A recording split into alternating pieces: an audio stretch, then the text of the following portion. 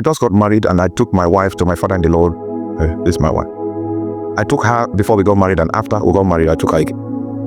Then we have started ministry skeletally. He now asked me, what role is she playing in the ministry? He doesn't talk much. He's a seer. And he doesn't insist.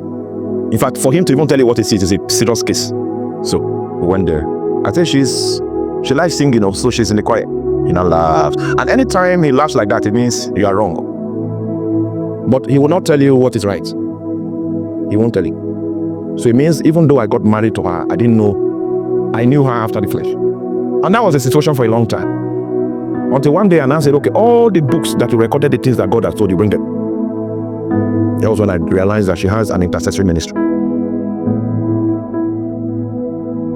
So in order for you to power an intercessory ministry, you will need to know how to fast. Not the normal fasting normal people do. If not, them too will have the same rank with you. Because every believer is an intercessor. But if you have a calling along that line, you will need to pay a greater price than the average believer is paying. So you need to learn how to fast, dry fast.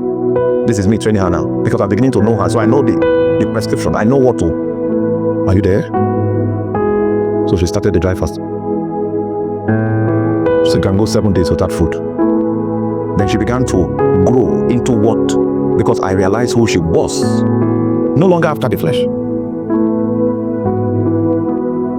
When she mastered dry fasting and prayer, she started calling women to camp. And then they prayed together and fast. The last camp they did, there were 500 women fasting for 7 days. And she was not there because she was with me in the US. She was doing her own in the US. With our supervision, there were 500 women that camped in a location.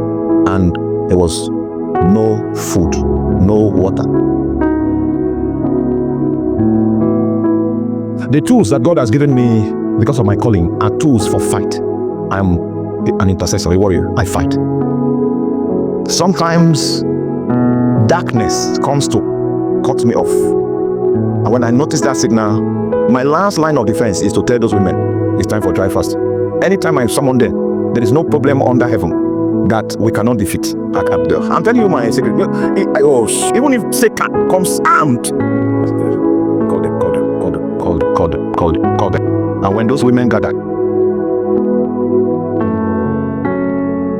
so you see, the reason why I could help her was because I now identified what she was within the framework of what? The body.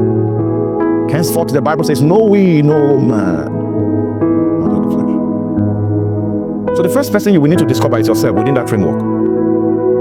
And if you have not known yourself, you will be fulfilling another person's destiny.